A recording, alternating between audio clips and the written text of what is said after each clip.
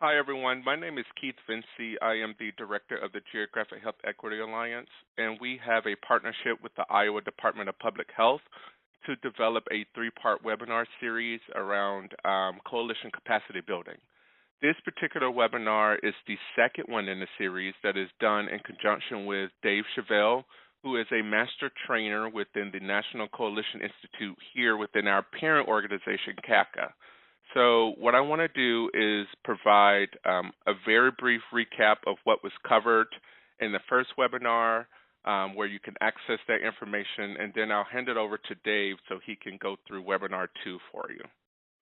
Next slide, please, Dave. So what we covered, before I get into what we covered in webinar 1, I just want to kind of remind you of the purpose of this webinar series.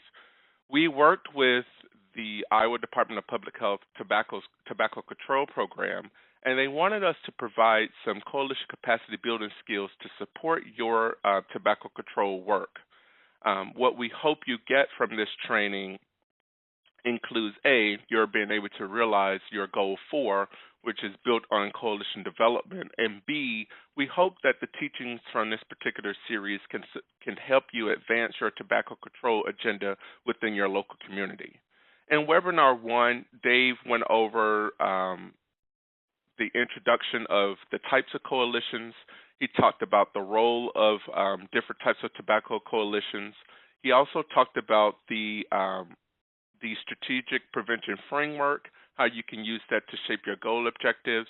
He talked about how you can make your work culturally competent and other details.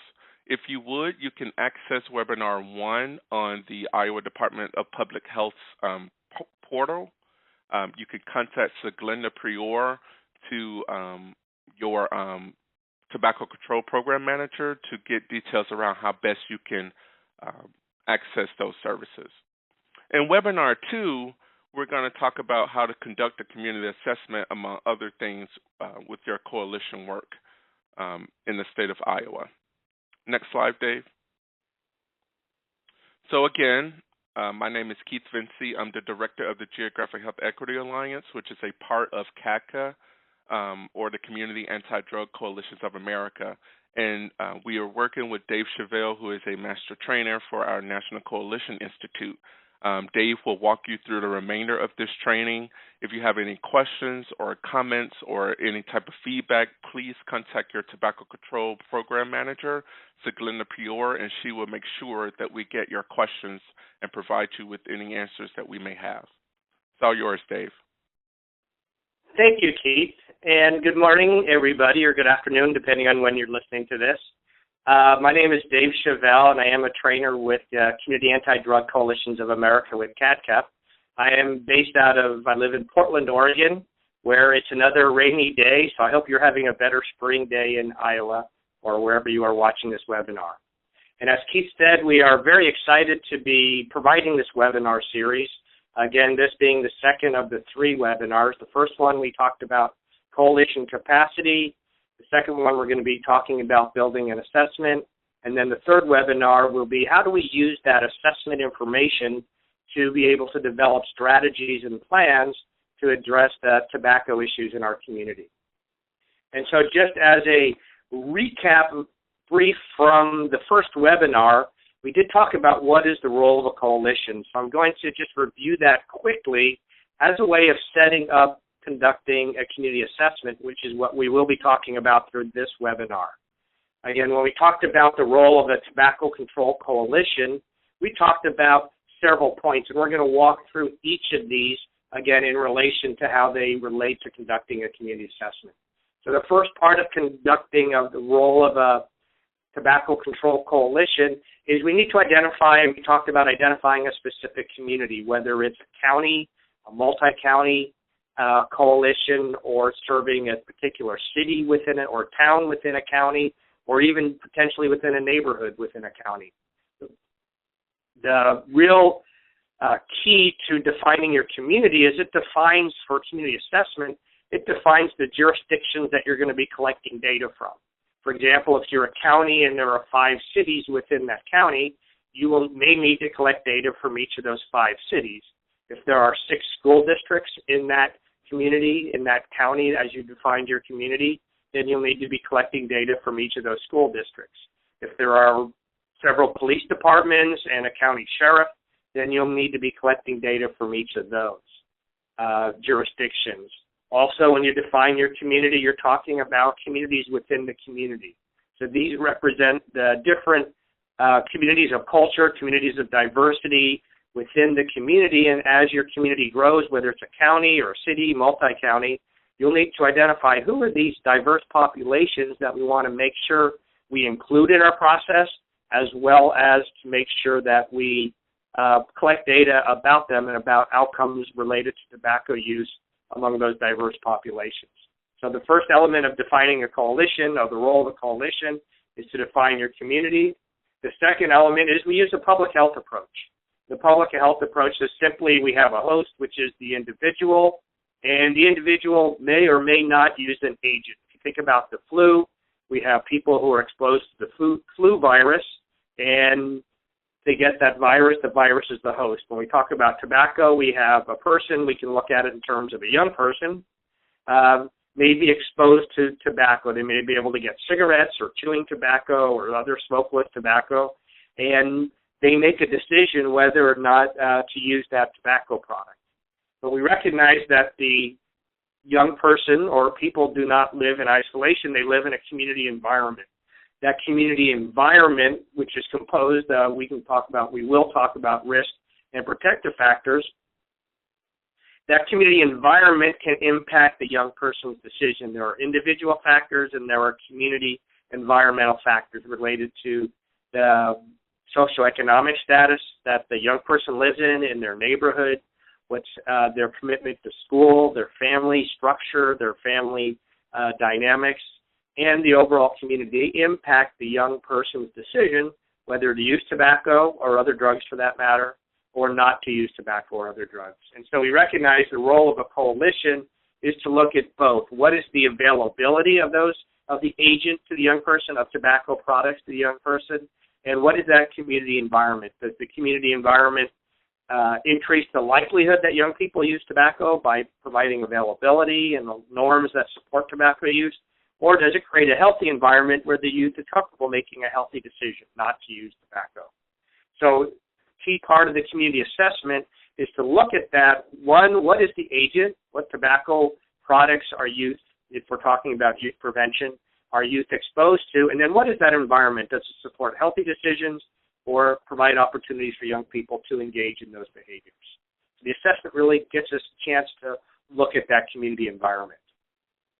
The third element that Keith mentioned, we will be using a process, what the SAMHSA, Substance Abuse Mental Health Services Administration, calls the Strategic Prevention Framework, but it's really just a planning process. In section number 1, we talked about coalition capacity building. This section, we're talking about assessment. And then once we've identified our capacity, we're building our capacity, we're able to do an assessment, then we use that assessment information to engage in planning. And that's what our third webinar will be about. So you'll see how important this assessment data are when we go to move to the planning process. And we recognize that in order to impact that entire community, we're forming a coalition composed of many sectors. And so the sectors you can see here are composed of business, parents, healthcare, law enforcement, the schools, parents, social service providers, the faith community, youth organizations, representatives both from organizations but also from the diverse communities within our community. And we want these people on our coalition because, one, they know their communities, they know their sectors, and two, anytime we want to develop strategies, we want all the constituents and stakeholders involved in identifying, planning, and implementing those strategies. It's critical to have a coalition. This is too big of an issue for any one person or any one organization to take on by themselves. And we did talk a lot more about building this capacity of a coalition during webinar number 1. The next element of the work of a coalition, and as it relates to the community assessment, is we talked about prevention being encompassing part of the continuum of care, starting from health promotion to prevention, treatment, maintenance, and then aftercare. which is really a circle leading back to health promotion. But when we talk about prevention, we're talking about 3 elements of prevention. The first is universal. So we want to be able to look at what strategies can we put in place that impact the whole community environment. So, for example, if we increase the amount of compliance checks on retailers that may be selling tobaccos to young person, and we increase the fines and penalties, that impacts the whole environment. We also want to look at what are selective, so what specific risk factors are youth exposed to? Is there a lot of promotion in the community? We can look at really targeting that promotion. If youth are living in areas that there is economic deprivation, we can not necessarily address that economic deprivation, but make sure that youth living in those areas have access to services and resources available to them. That's selective. So youth are exposed to specific risk factors in their community, then we can do real targeted interventions to address those risk factors. And finally, indicated are for those youth who may be starting to experiment in tobacco use, regardless of which type of tobacco, what kind of targeted services and strategies are we provided to them? So we're going to be looking today about how we can develop an assessment of the community to find out just what our overall community looks like, what risk factors young people are exposed to, and what might be the incidence and prevalence of youth who are starting to use tobacco, so we can intervene early on before we need to deal with cessation and treatment for these young people. And finally, if we do all this, we will be able to help you achieve the tobacco control program's goals of, you can see here, preventing the initiation of use, eliminating exposure to secondhand smoke, and promote quitting. So that's really addressing that overall community environment and supporting people making healthy decisions. When you do this in a way using the strategic prevention framework, that'll lead to community building and also provide for positive youth development, meaning youth will have opportunities to get involved in healthy activities and to lead a more successful and healthy life. So that's a bit of an overview in relation to the community assessment. And what's most exciting about the assessment, we will talk about collecting data. We will collect data that allows us to measure whether or not we are achieving these tobacco control program goals. So we'll be talking about what data we need to collect to measure the achievement of these goals. So as I mentioned, we will be talking about assessment during this session. And so we're going to jump right into it. When we talk about conducting a community assessment, it's really talking about what does that community environment look like. So when young people think about it, are walking to school in the morning or taking the bus to school, do they have the opportunity to have access to tobacco? What are their parents telling them? What kind of behaviors are the parents smoking themselves? Do youth have access to their parents' tobacco products? Is there a lot of advertisement around? When they go to school, is there people smoking at school? So it's really understanding that overall environment when they walk downtown after school. Are they involved in sports activities? Do those sports activities really promote clear standards around tobacco use and enforce school policies around tobacco use? Or is there lax? What do those rules and enforcement look like? So we really want to take a look at what is that overall community environment. And so when we conduct a community assessment, what it allows us to do, it really allows us to identify and prioritize. We don't need to address every aspect of the risk factors of this community environment, is to say, what does the community environment look like in our specific community? Again, if we're a county, if we're a city within a county, if we have multiple cities, allows us to prioritize which tobacco products are being used, allows us to identify what are those root causes or key risk factors in each of our communities, and then we can really target and see what resources we have in place that we can use to address those particular issues in our community. It allows us to be able to use data to define as we engage community members, to frame our issues, to describe it in terms of here's what young people are exposed to, here's what we're seeing in terms of behaviors, tobacco-using behaviors. And finally, when we do a community assessment, it really highlights the coalition's key ability to provide a resource to community, a strong resource. Because when you think about it, whether it's tobacco or marijuana or alcohol or any other drugs, there are very few organizations besides coalitions that are looking holistically across the whole community about tobacco in our case. So the role of the coalition is really can be seen as a unique opportunity for the community to take action on tobacco. And so that's the strategic role of the coalition. So knowing that we do all this and we can achieve all this, is we can look at now what are the elements of conducting a community assessment. There are 5 elements of conducting a community assessment. And if you go out to the CADCA website, there is a CADCA assessment primer. So these elements that I'm going to be talking about are also included in that CADCA primer as well. And the CADCA website can be found at www.cadca.org. And so when we talk about the elements of the community assessment, the 5 elements you can see here are community description, community history, needs assessment, meaning what is the extent of the problem, what are those resources. We're going to spend a lot of time talking about that needs assessment. And then a resource assessment, we also want to identify what's going on in our community that supports healthy decisions, that can help address some of these community conditions. And finally, it allows us to really focus on and identify the priorities that we want to address when we move on to our planning phase. So it really sets us up, doing this assessment really sets us up to move into planning. So we'll jump into these 5 elements. And as we do that, I'd just like to say a word about words. I'm going to be using certain words. For example, root cause is another word for a risk factor. Some communities, through some funding programs, call them intervening variables, risk and protective factors. Another example, we may use the word data or measure or indicator. In that case, all 3 of those mean the same. If some people may use them differently. So we just want to recognize that when you're working with different funders, different agencies, they may use language differently. We will try to be clear as we use each of these terms going throughout this particular webinar and into webinar number 3 as well.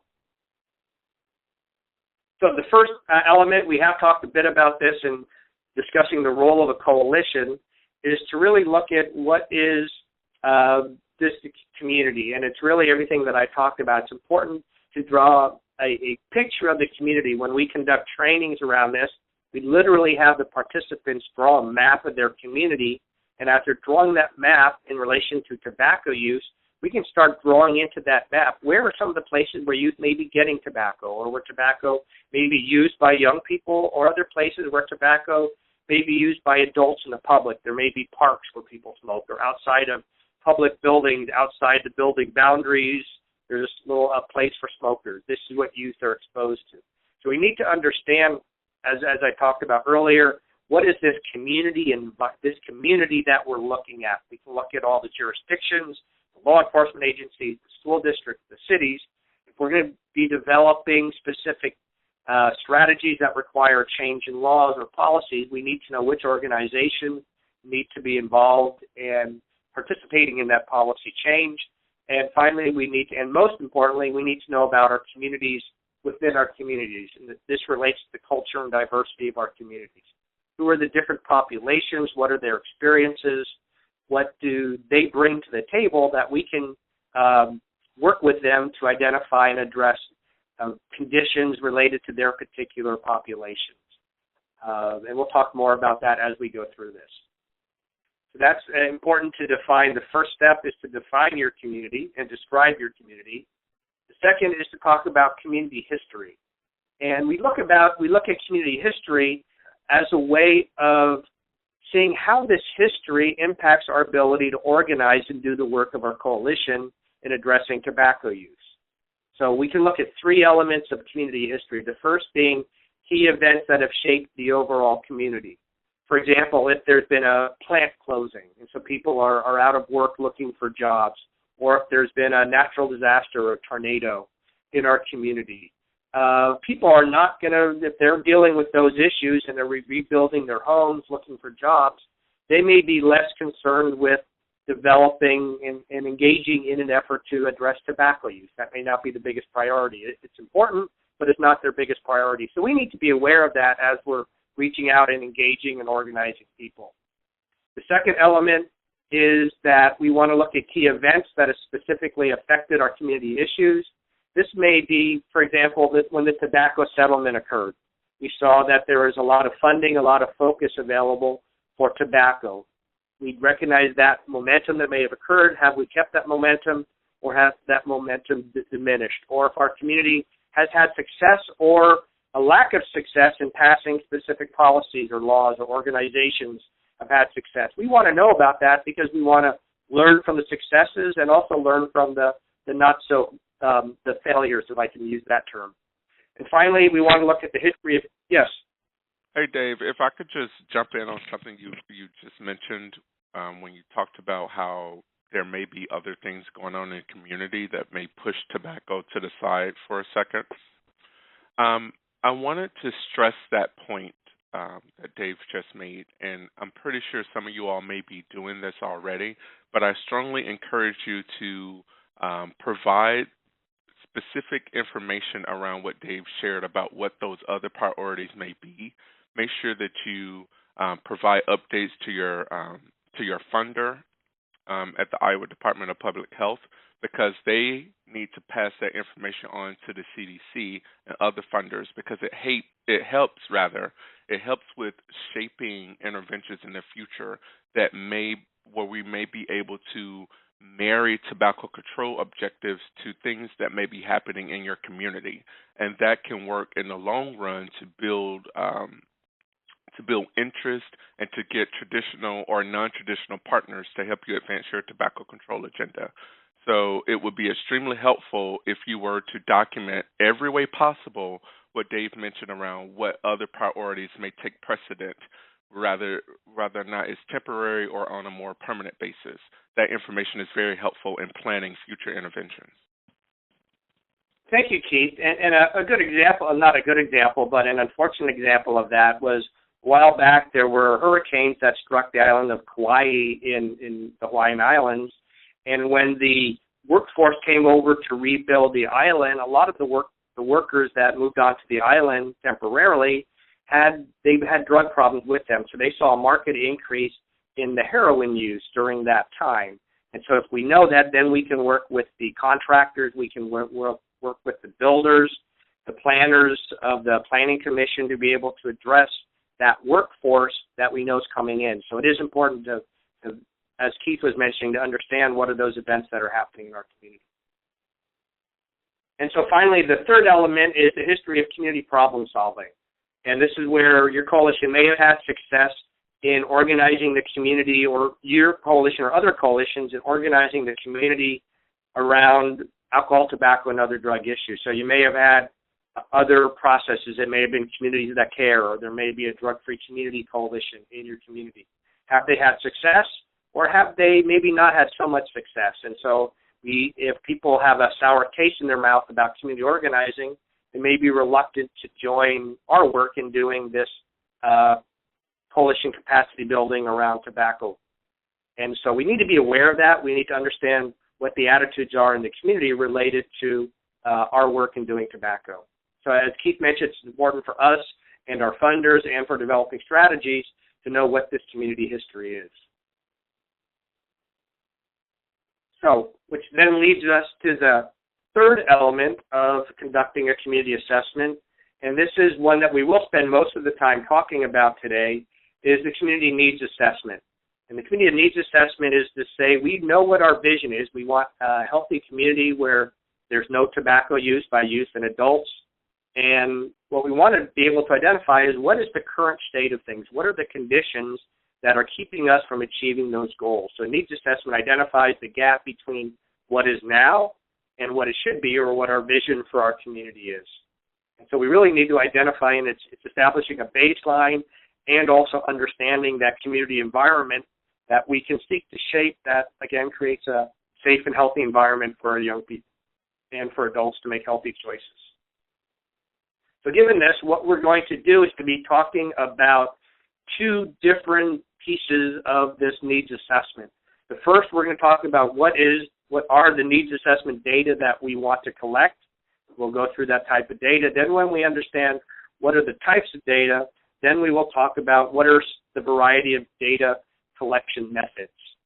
And so we'll talk about this more in the data collection methods, but I would encourage you to download from the website where you access this webinar the Tobacco Data Collection Toolkit. We'll be talking about the types of data and data collection methods as we go through the toolkit. Also, the toolkit does include a variety of sources of information that you can use to obtain more information. So looking at the different data that we want to collect, we're going to walk through each of these consequences, problems, root causes, local conditions, and then talk a little bit about how we can identify disparities in our community. Again, when we identify disparities, you'll see it allows us to really target specific populations or specific conditions that exist in our community. So just walking through these, the first thing that we want to take a look at are consequences of tobacco use. And so tobacco use, a lot of the consequences we see are primarily long-term. We see a lot of health issues over the long term. We see cancers associated. We see early death, heart disease associated with tobacco use. And so this is, again, what community sees, and there's a lot of data that is available on a national basis, on statewide basis, and even on a sub-state basis that tells us what is the consequences of tobacco use.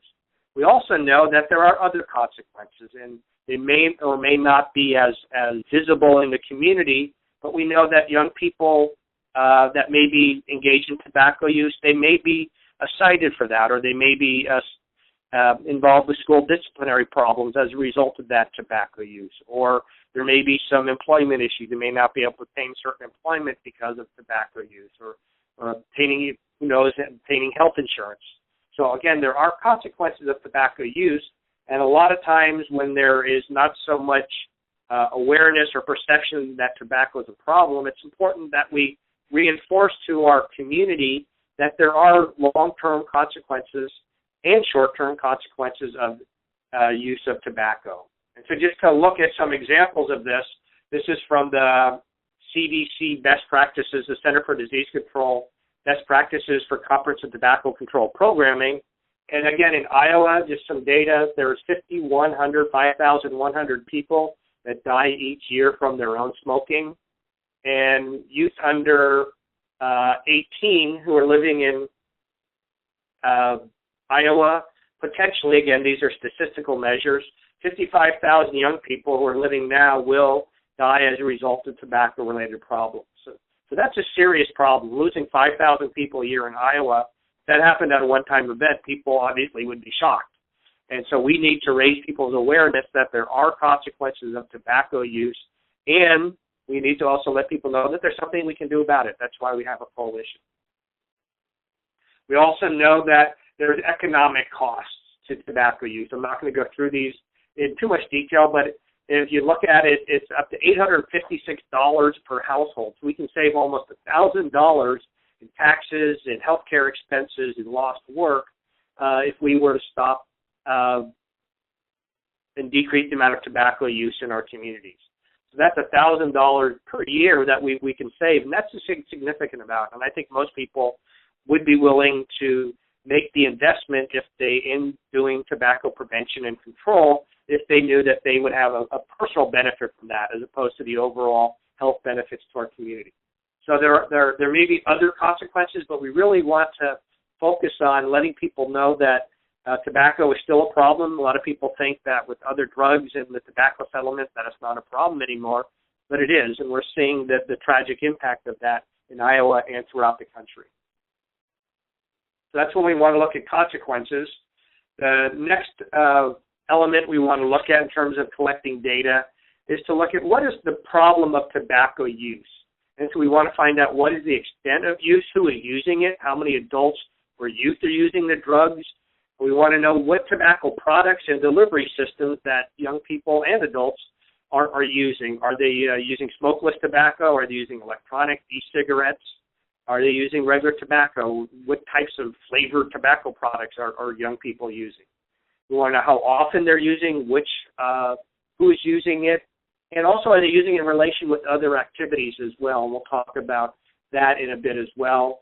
And then also start to look at where and when the tobacco products are being used. Are you using them before they go to school? Are they using them at break? With vaping products now, we can have tobacco use that's a lot less visible. And so people may be able to be using their tobacco through a vaping delivery, an electronic delivery system, and in their bathroom and at their workplace. And if that's, we know that that's not necessarily a healthy decision, it may be in violation of the workplace policy as well.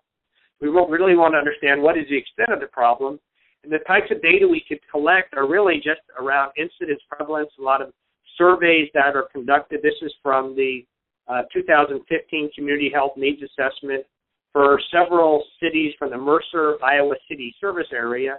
So it shows 5 different counties, and you can see in the counties there's a range of 21% in Muscatine County, and I hope I pronounce all the Iowa county names correctly. So almost 1 in 5 adults are using tobacco products, are smoking in Muscatine County, down to a low of Iowa County, almost half of that, 12.2 are using. So we see just the range of tobacco use, of smoking use in these 5 counties. And you can see the U.S. average is 21%. The service area median is 17.5. So we can start using this prevalence data to start identifying what is our county's tobacco use in relation to other counties. How severe is our problem? Another example of this, and if you look at the sources in the Tobacco Data Collection Toolkit, you can actually go look at these. This is from the Iowa Youth Survey, and you may not be able to read the exact detail on the slide, but what it's saying is for 11th grade use, and this is for Osceola County, that any 14% of 11th graders are using tobacco products. And you can see that 9% are using cigarettes, 4% are using cigars, 11% smokeless, 0 dissolvable, and 7%, which is very interesting, are using electronic cigarettes. So one other point about electronic cigarettes, there can be other products used in the oil. So people may be using marijuana derivatives, marijuana oils in their vaping. So that's an important number to take a look at as well. So again, this is from one county. Each county will have a different distribution of use. This is important because when we start looking at the root causes, we want to find out where youth are getting cigarettes. That may be a different source than when they're getting their cigars or smokeless tobacco or the electronic e-cigarettes. There also may be different norms around the youth in some communities, and that we may see that the smokeless tobacco is used for a lot of the occupations in the community or maybe related to sports in the community. And so we really want to look at in each community, however we've defined it, what are the products, tobacco products that adults are using? What are the tobacco products that young people are using? And so the third element of conducting a community assessment, is we want to look at what are those root causes. So this goes back to that community environment, is to understand what are the root causes or risk factors that shape our community environment. And again, sometimes in some states, these are called intervening variables. But we know that root causes are conditions in the individual and shared environments which increase the likelihood that youth become involved in substance use. This means that just living in an environment where the youth may be exposed to a lot of risk factors doesn't guarantee that they will be using tobacco products and become addicted to tobacco products, but it increases the likelihood. And you can make the same comparison in looking at risk factors to heart disease. There's a lot of risk factors related to heart disease, your diet, whether you smoke, your family history, how much you exercise. These are all different factors that relate to how much stress you have, that relate to your risk of heart disease. Having all those risk factors doesn't require or doesn't guarantee all the heart disease, but it increases the likelihood. So when we take a look at those risk factors, and this is from the Surgeon General's report from the Center for Disease Control, they've identified 5 different categories, if you will, of factors, from everything from current behavior. If people are using tobacco, that's a risk factor for becoming addicted to tobacco use. Personal factors, whether they're experiencing consequences, how their body reacts to it, that's more physiological as much as anything else. Are they involved with other people, the behavioral factors? So it's going from the individual up to the broader community. So are they hanging around with young people, if we're talking about young people? Are they engaged in a group of young people that are doing it where there's favorable attitudes toward that tobacco use? Or adults using it in an environment where everybody's doing it, they might as well do it as well. There's nothing that encourages them to stop. Then we can look at the environmental factors. Are the tobacco products available? Are young people exposed to a lot of advertising and norms throughout the community? And then we can look at the overall community, and we can look at some community factors such as socioeconomic status, the amount of diversity within the community. Each of these factors can have an impact on, again, youth decisions to be able, and adult decisions to use or not to use tobacco products. So while the Center for Disease Control has identified a range of these risk factors, in our trainings at CADCA and working with coalitions, we've identified 7 different risk factors here that tobacco coalitions can target through strategies that are focusing on individual and environmental strategies. So just to go through these fairly quickly, it is important to understand what these factors look like. Is we can start with community norms. And this is, what is the amount of tobacco use that youth are exposed to in their community? So if they see, just for example, these are just examples, I'm not blaming or pointing the finger at any group, but if teachers are, sometimes we'll see where teachers are using tobacco in a school. It may be coaches on a sports team, or there's a teacher's room where there may be smoking, or sometimes we even see where there's no smoking, no tobacco use on school campus, but we see just off campus that there's a place where the teacher smokes. So if youth are exposed to that, or if youth are smoking outside a public building, and unfortunately sometimes we see these around hospitals or around public buildings, or if there is smoking in bars or restaurants or outdoor places or in parks, if youth are just exposed to these norms and they see adults using these tobacco products, then it becomes something that's natural for them to see, and it's more likely that they will see it as an okay thing for them to do themselves. We can also look at availability, whether it's retail availability or stores selling tobacco products to young people. We used to have a bigger problem with you stealing tobacco products from stores, but now we've moved tobacco products behind the counter. But still, do youth have access through the retail environment to tobacco products? And are those retailers, are they checking IDs? Are they enforcing their own checks of those IDs? A lot of times people will check IDs and still sell the tobacco products anyway. And the social availability, which is a lot of communities we see, is a lot larger than retail availability. Do youth get tobacco products from friends, from family members? Do they steal from their parents? Are there places from the community where they're getting it? We want to try to identify those sources because that decreases the availability of that agent to the host. And so we recognize that for over 18, we've seen that it is legal. So again, retail availability is legal for people over 18 years old.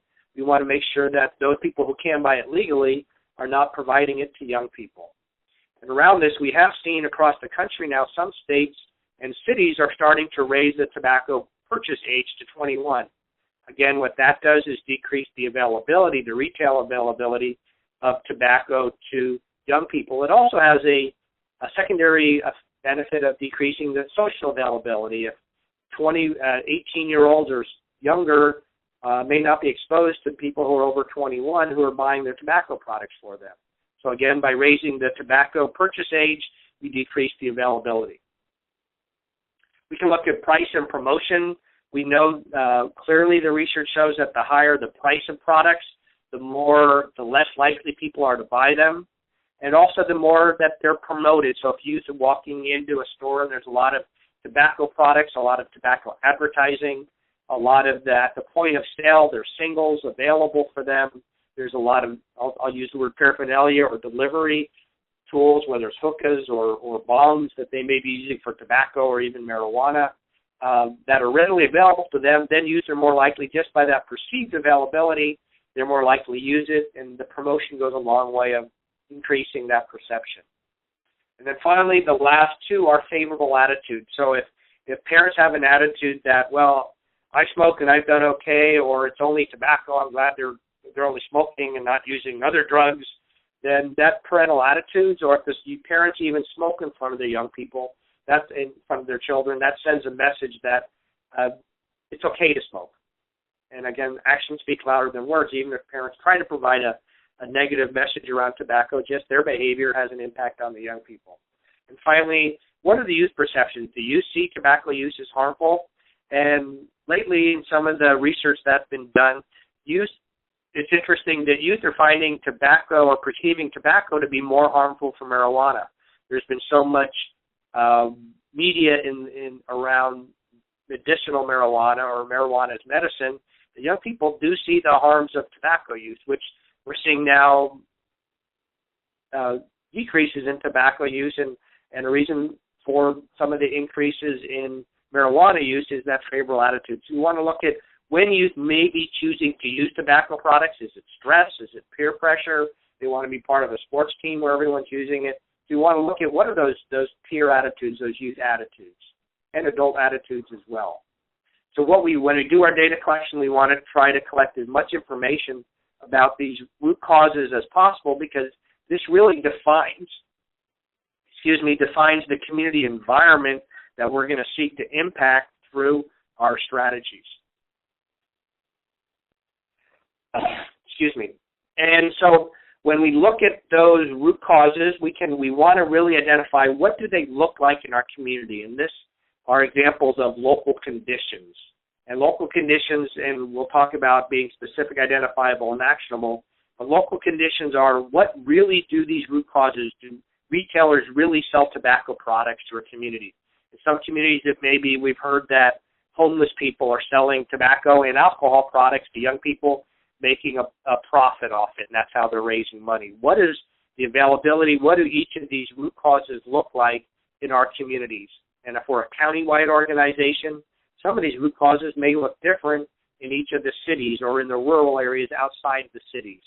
So we really want to understand what these root causes look like in each of our communities. And so just some examples of this, and we'll talk more about this. This is from the Iowa Mapper, and this is the resource that is listed on page 4 in the sources of the Tobacco Data Collection Toolkit.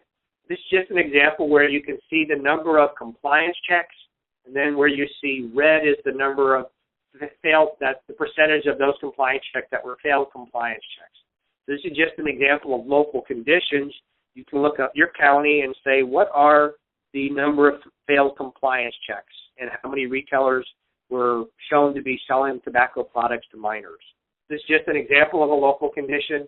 Another example and again, we're not placing a blame here on law enforcement, but law enforcement may have different priorities. Tobacco use by young people or enforcing tobacco-free parks for youth and adults may not be a high priority for tobacco. So we can see here, this is from one city looking at police records. They were talking about there's no compliance checks conducted and there's very little enforcement of existing tobacco laws. We want to identify this. Then if this is the case, then we can work and find out, are there other ways that as a coalition we can support law enforcement? We can support our parks departments if it's smoking in the parks, for example, or support our schools in their enforcement of existing tobacco policies. Just one example. Here's another example. This is from a community in Washington State, actually, where they have identified several community perceptions. In this case, the community perceived that there's very limited law enforcement, that there's parental approval, it's a rite of passage, there's easy access. So these community perceptions give us another piece of data that tells us what is the community seeing in terms of these risk factors related to tobacco use. So we want to collect as much information around the consequences, the problem, the root causes, what they look like locally. And then finally, when we start to collect this data, and our ability to look at disparities may be impacted by the actual data we're able to collect, but you can look at a disparity in the SAMHSA, so the Substance Abuse Mental Health Services definition from the Healthy People 2020. I'm going to read this, a particular type of health difference that is closely linked with social, economic, or other environmental disadvantage. And what they mean to be saying here is that when we see a higher prevalence of use or consequences from tobacco use in specific populations that very different from other populations within the community, then that's a disparity. When we do our data collection, we want to see if we can break down the data as much as possible to be looking at the consequences and the amount of use and what the risk factors look like for each of these different elements of diversity within our community. So we can look at age. Do we see differences of use among age, and what might explain those differences? We'll show an example here about sexual orientation, or there may be specific ethnic groups that may have higher rates. We want to find out why they have higher rates, or there may be different geographic areas of our community where we see higher outcomes of tobacco and a higher incidence and consequences from tobacco use. We can look at why they have a higher rate than other areas of our community. So just some examples of this, and this is by looking at, this is looking nationally. It's from the Center for Disease Control, but it shows that we see in age differences. So we see that people from the ages of 18 to 25 have higher rates than other ages. We also see a difference between urban and rural, and we can look at where the blue arrows are. In this case, rural use of, this is by looking at smokeless tobacco use, is over twice as high as the urban use of tobacco, and that makes sense. And also the 18 to 25-year-olds at a higher rate. So if we have both urban and rural elements of our community, we can look at why, and we can find this out, why people in rural areas are using smokeless tobacco at higher rates than people living in the urban areas. Just one example. Now we can target looking at those areas and rates of higher use and target risk factors within those particular, in this case, geography and age ranges. Another example, this is one from a community or a county in Oregon where they looked at, from student surveys, the last 30 days, how many days did you smoke marijuana, and they saw much higher rates, 3 times the rate from their LGBT, their lesbian, gay, bisexual, transgendered population, was 3 times as high as the straight population that reports smoking 20 or more days a month. And so that tells us that we need to do more research then to find out why that LGBT community of young people is smoking at such higher rates. And so it allows us to really target our assessment to really understand what is the environment that leads to that higher rates of use. So Disparities really allows us to look at what populations may be exposed to risk factors, what populations may be suffering from higher consequences and use rates, and really try to understand what are the individual characteristics of that population and how can we target some of those characteristics of the environment in which those people are living in. So just as a summary, just as another one, we see that excessive tobacco marketing in neighborhoods with more low income or African American residents. So we see that tobacco companies have learned that they can target specific populations, both based on race, ethnicity, but also socioeconomic status and geography. So again, we're seeing that people living in certain populations in certain neighborhoods within our community may be exposed to more intensive, in this case, tobacco marketing, and also to marketing of specific tobacco products. We saw that smokeless tobacco is used more in rural areas. We may see more marketing of tobacco products in rural areas. This lets us really understand what is that environment in our community. So these are just some examples of disparities and how it allows us to start to really understand the environment, which then will allow us to identify targeted strategies. So I can take just a pause here to say we've looked at elements of what data we need to collect. So we need to collect data on the consequences, the problem, the root causes, the local conditions, and look at elements of disparities within our community around that tobacco use. And so we can look at that. And the way that we go to collect them, this is the second part of looking at a needs assessment, is we can look at what are the different data collection methods. And you see that it's shaped in a triangle here.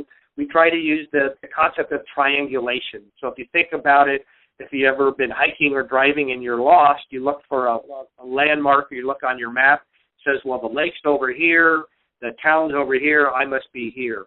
And we use this concept to say there's no one real measure of the problem or consequences or the root causes or local conditions or disparities. So we need to collect multiple pieces of data around each of these And those multiple pieces of data take the form of surveys, and we're going to go through each of these: archival data and qualitative data. And so I recommend that if you haven't already downloaded the tobacco data collection toolkit, there are examples of these different data collection methods in the toolkit that I will be referring to. So that toolkit is located. You'll be able to download it from the site where you access this webinar. And we're looking at the table of contents here. And so we do provide on page 3 of the toolkit, it provides a summary of these different data collection methods. Page 4 provides different sources of data and sources of information about tobacco-related data. Then starting on page 5 with the sample youth and parent surveys, there's just some sample surveys that we have collected over the years from various communities and provide some examples, and I'll be walking through these as we go through this section on what are the different data collection methods. So when we talk about needs assessment data collection, first we can talk about quantitative data. And the quantitative data, obviously, it gives us numbers about how many, who is using what different tobacco products, what may be some of the data that we can collect around the root causes around disparities. So there's different data collection methods. We can look at surveys, and there's different types of surveys, and we can look at archival data. When we, again, looking at our data collection toolkit, there are some sample surveys. Student surveys are typically conducted in the schools. They can be conducted as a sample or as a census where we identify and collect data from every student in the schools. Those are excellent examples of ways we can collect data to really find out what is tobacco and other drug use and other risky behaviors youth among our youth. And Iowa does a wonderful Iowa Youth Survey that provides excellent data at the county level. And for those of you where you have school districts within your county and specific buildings, you may be able to collect that data from your school districts that is more local than even county level data. We can look at student surveys, parent surveys, and we can talk about parent surveys. We may be able to do a convenient sample. So if we have an open house at our schools, we can set up a table and ask parents to fill out a survey that can contain questions around their perceptions of tobacco use, questions around their perceptions around prevention and strategies that we may be using. We realize that if we're doing that sort of convenient sample, it's not representative of parents and throughout the whole community, but it is representative of those parents that did attend that particular open house night. Or if there's a meeting in town, if there's a town hall meeting, whether it's around tobacco or other drugs or other issues, we could conduct a survey there. Again, that's not necessarily generalizable to the entire population, but it is looking at a variety of people and larger numbers of people who are providing information on their perceptions on tobacco use and again, about these conditions within our community. And then archival data allows us to look at data that already exists, and that's obviously you can see here from law enforcement. They'll have data about their enforcement practices around tobacco, enforcing tobacco ordinances. They'll have data, depending on who's conducting the compliance checks, about tobacco retailer sales. The education, schools will have information about school disciplinary actions related to tobacco use, or the school nurse may have information about the number of youth who have been assessed for tobacco use. The health department will have data. We can get reports from the Center for Disease Control, Iowa, the Public Health Department, and then you'll see there's a wonderful resource in Iowa, the Data Mapper, that provides information as well. If you want to look at this archival data, looking at this is just from data from the youth survey. I'm not going to give this too much, but the youth survey does break the data down by grade. It really, we can look at some of the perceptions of use. We can look at perceptions of availability from this Iowa survey data and perceptions of harm. It breaks it down by youth. It breaks it down, in some cases, by gender, and it also, for each county, and it also gives the state level so a county can make a comparison from their county to the state. And the Iowa Youth Survey is listed in the sources on page 4 of the data collection toolkit. The Iowa Mapper, this is an example of, again, just simply the number of retailers within each county, within each of the major cities within each county, you can start to get a sense of how much retail is our youth exposed to. We can start to take a deeper look at from this mapping tool about the amount of retail activity that's available. They've also done a further view of the point of sale information, and this is where we can start to look at for each county. It tells us how many retailers there are, which tobacco products do the retailers sell, and also talks about their prices, and you can make a comparison to start to say, are prices higher or lower in our community? So again, we're looking here about availability of tobacco products, and it also tells us about advertisements. So they've done a scan of this Iowa Mapper. It's a wonderful tool. It's done a scan of tobacco advertisements. It also looks at, in terms of youth access and availability, we think about a young person, maybe 10, 11, 12-year-old, what their eye level is. A lot of retailer practices are to put tobacco products at their eye level. So it starts to show, are retailers consciously targeting young people with their exposure to these tobacco products. So this is all available on. Yes. Hey, this is Keith again. I wanted to jump in while you were talking about the advertisement piece. I think it was late last year, the Centers for Disease Control and Prevention, the CDC, released this report. They released these weekly reports called the Morbidity and Mortality Weekly Report. And what the Office of Smoking and Health within the CDC did, they did an assessment of youth and young adults around the country to talk about their exposure to not only the ads that Dave is discussing right now, but ads that may be featured in magazines as well as on the internet. And I think the information in that particular write-up may be helpful with further contextualizing what Dave is sharing with you today. And what we can do, we can add that as a resource along with the tools Dave provided to provide you another perspective on how much youth and young adults are inundated with advertisement. That's all I wanted to add. Thank you, and that's a great tool to use with the Iowa Mapper, which gives that information at the county level. So you've got some great tools. Again, we're talking about what is that environment, trying to assess what is that community environment that young people and adults are living in within each of your communities. So that's looking at survey and archival data. And if you look on page 7 of the data collection toolkit, you'll see a list of those survey questions combined with what are some data collection from existing sources that you may be able to collect around consequences, around the problem, and around the root causes and local conditions. So again, the toolkit is a valuable place to go to start your data collection efforts or to continue your data collection efforts. Next, we can look at qualitative data, and this is where from a survey, we can only get so much information, or from a police report, we can only get so much information. So this is where we go and we find out really a lot more in-depth information about what do the numbers tell us. If we see, for example, with arrest data, if we see citations for youth use of tobacco or minors in possession of tobacco going down, does that mean there's less tobacco use by minors? Not necessarily. When we talk to law enforcement, they may say, well, we had a different priority, or we lost a grant that was focusing on tobacco use, so we're not enforcing it as much. So we really want to find out what's the information behind the numbers. And so there's various ways we can do that. One, we can do focus groups or listening sessions where we bring people together to talk about some of the questions we have around incidence, prevalence, tobacco use, consequences, and root causes.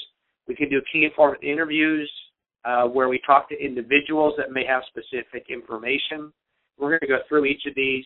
Or we can do observations of the environment where we do environmental scanning, which is a combination of both qualitative and quantitative data.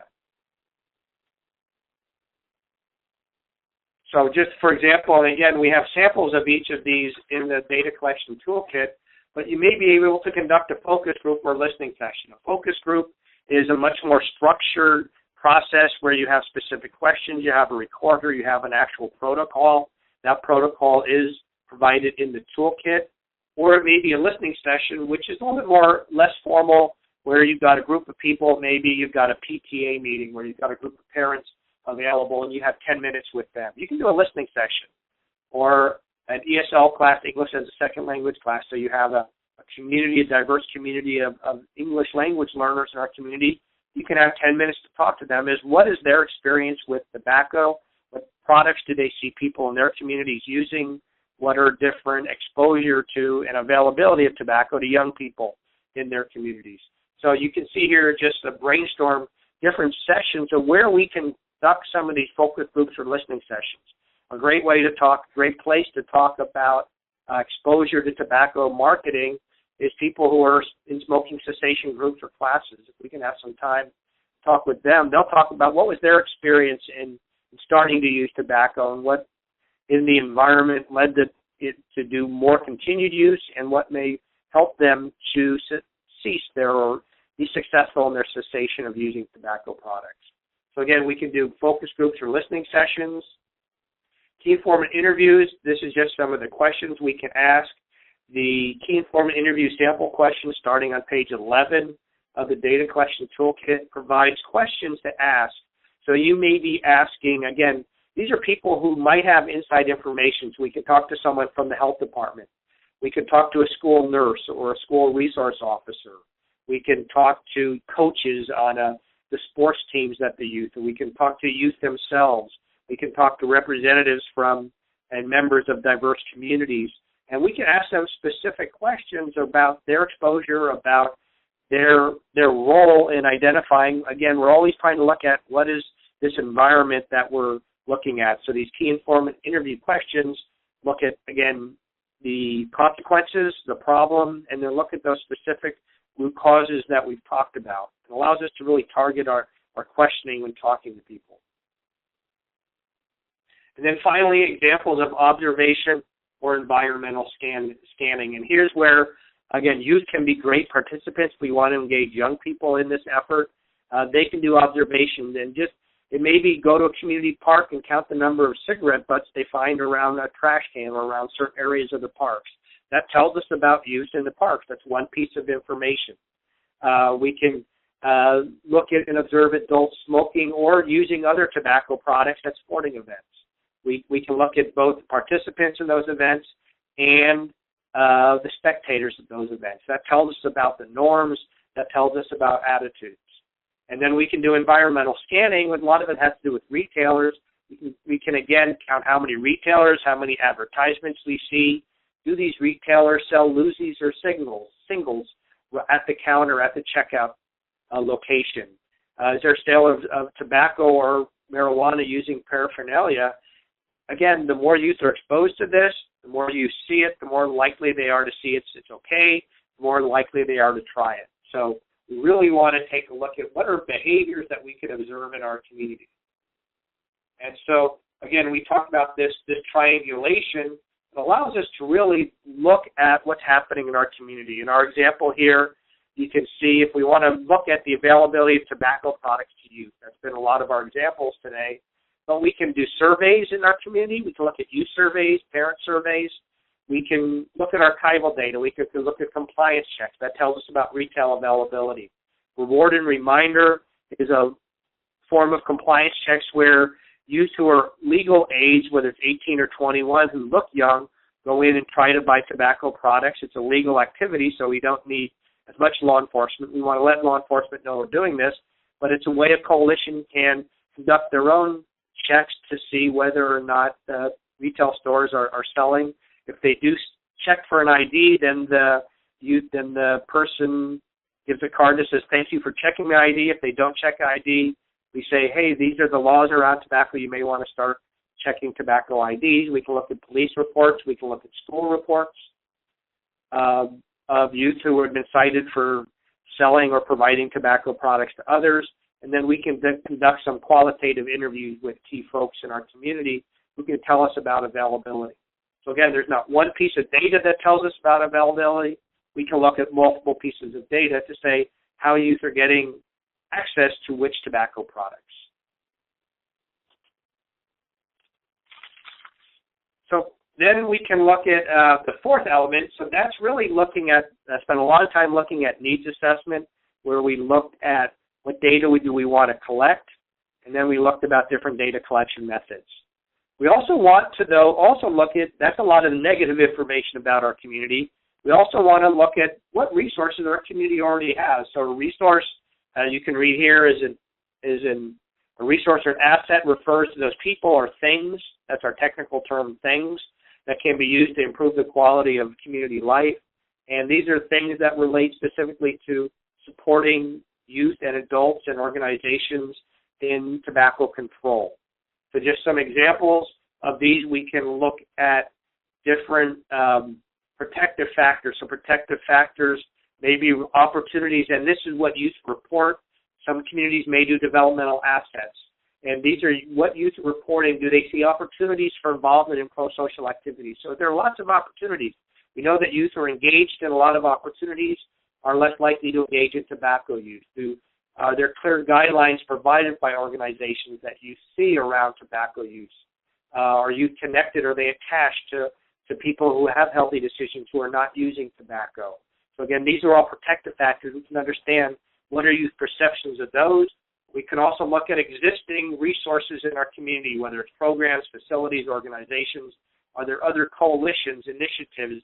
Is our American Cancer Society, the American Heart Association, are they doing campaigns within our community? And then we can also look at the overall prevention infrastructure. This may be looking a little bit beyond tobacco, but what is our health department doing around prevention? What is our school district? Are there family resource centers that provide information about healthy decisions and information around tobacco systems, about tobacco use? What are the laws? Are there laws in place? And is there funding coming in to address tobacco and alcohol, tobacco, and other drugs? So look at funding as a resource. So just some examples of one way of looking at this, and this is listed in the sources section.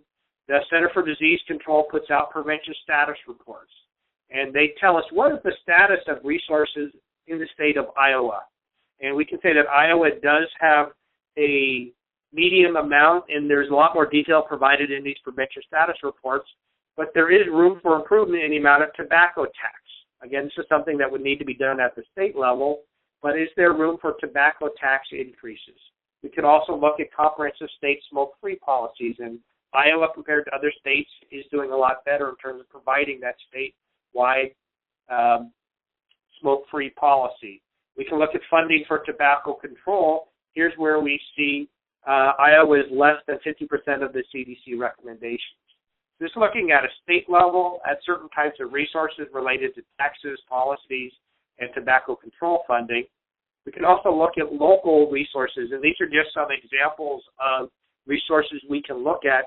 These are all allies we can work with. These are all existing strategies that we can build upon once we've done our assessment. So we want to be able to look at, again, the needs assessment looks at some of the problems in our community.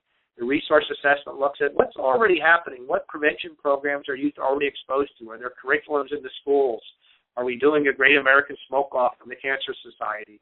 Are there SAD groups, Students Against Destructive Decisions? In our schools who are taking on health-related topics, they may not be taking on tobacco. We can work with them to address tobacco as well. So we want to be able to look at what are all these different resources that exist within our community. Then we can start to identify maybe some gaps in resources and just some examples of gaps. We can look at these different types of gaps. Geographic gaps are, we may be, again, if we're a countywide or coalition, in our cities we have a lot of resources, but we don't have any resources provided to our smaller rural communities. Demographic gaps, we provide great curriculum in our elementary schools, but once youth move to middle and high school, then we see less prevention strategies. Or we don't have, there may be a gap in seniors and tobacco control for senior citizens, just providing some examples. Service delivery or program gaps, maybe we are providing cessation services in several senior communities or in several school districts, but not in every school district. So we just don't have the resources to be able to provide those particular programs as widespread as we want to. That may be a resource gap as well. We certainly don't have the funding or trained staff to deliver these services. Finally, laws and enforcement gaps looks at what laws are in place and are those laws enforced. Not blaming law enforcement, we just want to understand what are the priorities, what are the laws that are in place related to tobacco use. So the next slide just provides some examples, and I'm not going to go through these, but you can see some of the examples of tobacco-related gaps in resources. And again, once we identify these gaps, it allows us to really start to target, once we've looked at the root causes that youth and adults are exposed to, we can start to target some of these gaps as a way of really addressing that community environment. Once we have done all this, we've looked at defining our community, we've looked at community history, we've looked at needs assessment, we've looked at resources. That allows us to, if you will, summarize our findings by saying what are the priorities that we want to address. And it may be as broad as tobacco use among teens. We may narrow it down to say youth use of chewing tobacco or smokeless tobacco, or we identified a disparity among a certain population. So it allows us to really frame the issue. We may have multiple targets in our community, but allows us to use our data, start to identify what are some targets, and then we can look at what are the root causes and local conditions and resources available for these priorities that we then can use when we move to our developing our planning and our strategies. So again, we can draw some conclusions and summaries as the fifth part of the community assessment. So there we have it. We've looked at the community assessment, and when we pull all this together, it allows us to generate a report. And on the location website where you've downloaded this particular webinar, we've also provided a community assessment report that is it's not necessarily comprehensive. We wanted to limit the number of pages, but it does provide just a picture of each of these elements that we've talked about.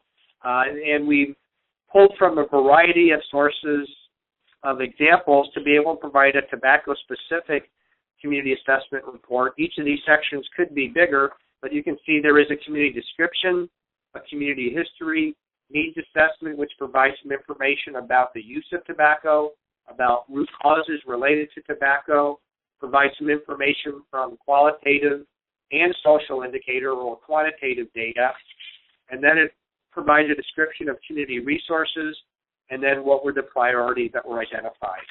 So it just provides an example, but once you have a community assessment report such as this, you then can use it, and we'll talk in just a second about creating a community assessment work group, but you can also use it just as you're building your coalition, you're engaging other partners in the community.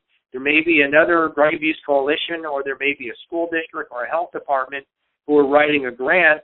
This is data that they can use to support their grant.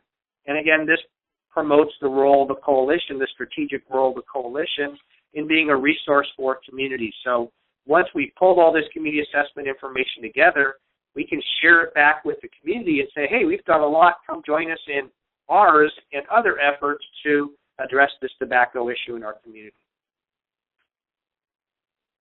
And then finally, again, the role of, as we've said, of doing this tobacco work does not fall on one person or one organization.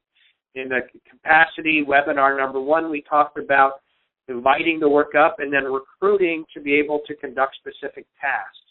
So you'll see also on page 18 of the Community Tobacco Data Collection Toolkit, you'll see a community assessment work group job description. And this community assessment work group job description provides just a description of what you can use to recruit people. And it doesn't have to be a life sentence joining our tobacco community assessment work group. It can be, we'd like you to join for 3 meetings.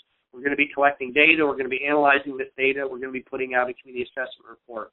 We think that you have specific skills, or your organization has some particular data that we think you can be used. So again, this assessment could be conducted by, we've seen them conducted from as small as 4 to 7 people that come together. So you can get someone from your public health department, from your schools, your law enforcement, a youth, a parent, someone from a specific diverse communities within your community. We can get those people together. They can, in a series of over just 1, 2, 3 months, be able to pull some of this data together.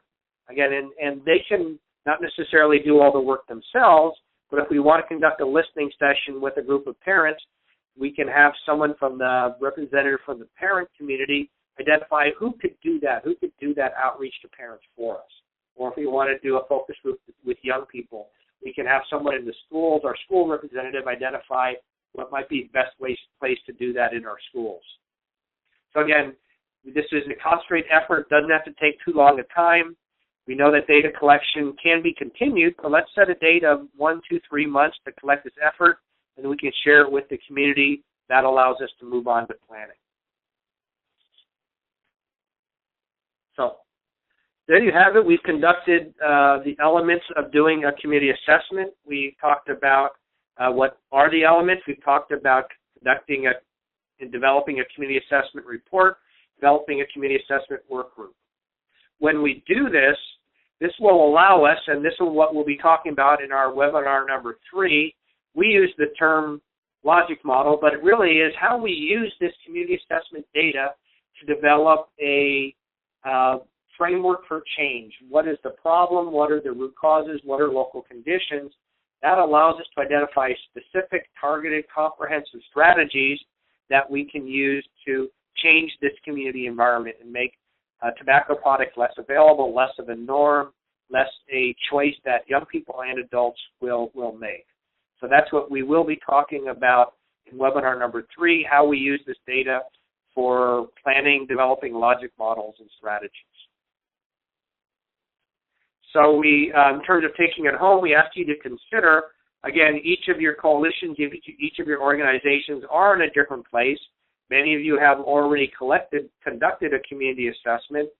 So as you take this back to your organization, you can share pieces of this. You can say, here's ways we can enhance what we're doing. Or if we want to conduct it, here's the data we need to collect. Here's some data collection methods. We encourage you to contact your state Department of Public Health resources. Also encourage you to contact CADCA, and there's CADCA contact information that can provide additional resources for this community assessment effort. And we encourage you to obtain additional training and technical assistance. Here's the contact information from CADCA. The CADCA website is on here as well. But if you call 1-800-54-CADCA extension 240, our technical assistance manager will be able to assist you with any of this, or send her an email at training@cadca.org. Also, as Keith mentioned, that we are doing this on behalf of the Geographic Health and Equity Alliance, and we have the website for that alliance as well. So it has been a pleasure talking about tobacco control in Iowa with you during our second webinar. I'm going to turn it over at this point back to Keith to provide any final comments. Thank you, Keith. Absolutely, Dave. I don't have any additional comments. I'm very appreciative that Dave took the time to provide you all this content. If you have any questions or feedback, or if you need additional resources, again, I would like to encourage you to follow Dave's advice of contacting us here at CADCA or within the Geographic Health Equity Alliance. You can also reach out to your tobacco control program within the Iowa Department of Public Health, and they will relay any messages or feedback to us in order to support your efforts. Thanks again.